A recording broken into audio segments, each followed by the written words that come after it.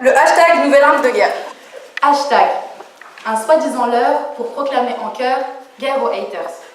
Hashtag, antidouleur pour le bonheur. Pour l'heure, ce n'est qu'un penseur qui nous parle de rumeurs et qui par peur reste dans l'ombre de ses frayeurs.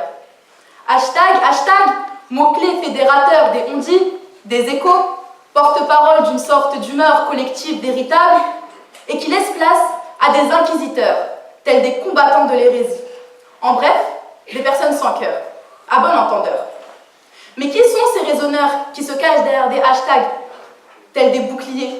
Eh bien des hommes et des femmes, comme vous et moi, ou peut-être des dealers, ensorceleurs, manipulateurs, que sais-je. Ainsi, je dirais clameurs de Haro. Je tire l'alarme à propos de ces hashtags, car s'ils étaient des armes, est-ce donc une bonne chose que celles-ci soient à la portée de tous? Et oui, c'est un art qui pourrait bien virer au cauchemar. Je dis donc art aux artistes et armes aux gendarmes, à chacun son pouvoir. Pourtant, nombreux sont ceux qui pensent pouvoir maîtriser cette qualité simplement parce qu'ils ont l'impression d'être sans identité. Dans ce monde, il s'agit simplement de monsieur ou madame X. En vérité, c'est peut-être cet anonymat qui pourrait sembler être une arme de guerre parce que l'on distingue l'homme de sa parole. On ne sait plus qui crée ou utilise ces hashtags. Comme disait Andy Warhol, à l'avenir, chacun aura son quart d'heure de gloire. De cet anonymat découle une forme d'impunité sans égale. On ne se dirige pas vers un débat d'opinion avec des idées, des arguments, non, mais bien vers une psychologie de comptoir, où chacun donne son avis sans qu'il n'y ait été invité, sans grande connaissance du sujet, ni même de qualification. Et bien sûr, nous savons fort bien quels sont les fruits de l'ignorance et les dérives qui peuvent en découler. À cet avis s'ajoute une forte spontanéité et une rapidité, car le hashtag semble embraser les cœurs. On peut envisager qu'il soit possible que la moralité disparaisse au nom des émotions qui sont véhiculées par le hashtag. Par exemple, le hashtag un bon juif, qui semble perdurer, regroupe un ensemble de tweets haineux à l'égard de la communauté juive, et parfois même tend à la manipulation des esprits. Hashtag un bon juif critiquera toujours le hashtag un bon juif, car il voit de l'antisémitisme partout. Des tweets dangereux. Est-ce que nous voulons vraiment considérer que le hashtag est une arme de guerre? Car si c'est réel, de ces propos haineux devraient suivre des actes réels. Alors oui, mes très chers adversaires diront peut-être que le hashtag est une arme de guerre. Eh bien heureusement non, ce n'est pas le cas. Et nous ne voulons pas assister à cela un jour. D'autre part, le hashtag a pour origine l'humour. Le but premier de sa création était de faire rire les gens, les rassembler autour de sujets comiques, les rassembler et non les diviser. Citons par exemple l'un des derniers célèbres hashtags, appelé « Ce soir tribunal ». Les filtres Snapchat ou Instagram n'aident pas tout le monde. Ce soir tribunal. Les mecs qui ont 23 ans, qui attendent encore leur barbe, mais qui ont déjà la calvitie. Ce soir tribunal. Hashtag Jawad.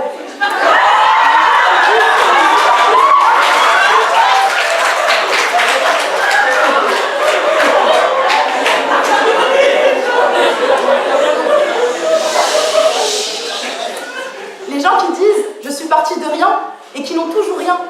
Hashtag ce soir tribunal. De tels propos, à la fois drôles et sarcastiques, décrivent la réalité, le quotidien de beaucoup de personnes qui se retrouvent dans ces tweets.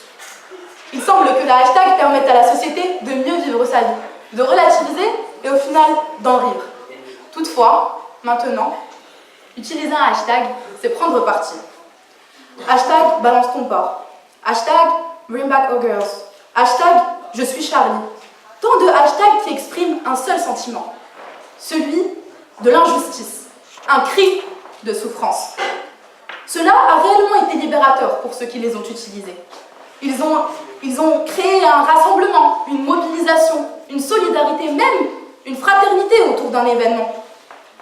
Mais en réalité, tout ceci s'inscrit dans un schéma encore plus grand, celui de la paix.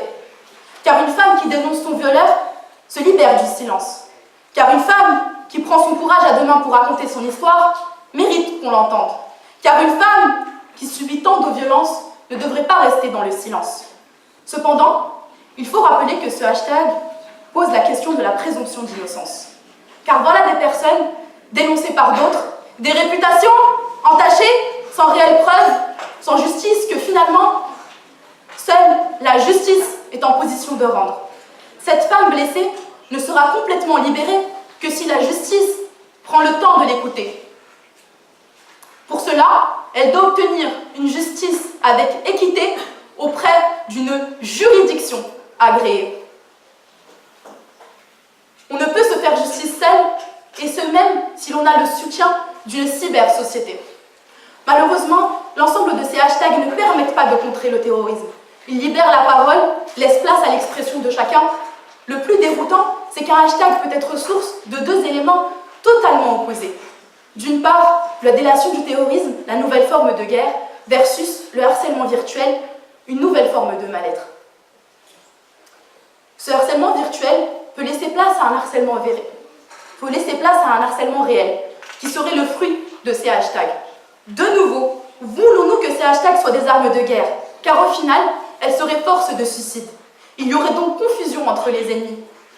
Ces hashtags ne réunissent pas des internautes autour de l'intérêt général, mais rassemblent des soi-disant guerriers 2.0 au nom de la destruction gratuite et ou physique d'une personne. Dans ce cadre, la loi prend complètement parti. Elle interdit le cyberharcèlement. Pour conclure, je dirais qu'un hashtag peut être signalé, supprimé, et que même son auteur peut être attrapé et jugé. J'ajoute que la loi refuse que le hashtag devienne une arme de guerre, et dans un État tel que le nôtre, la force de loi est la force de tous, car force est de constater que celle-ci tente de nous protéger.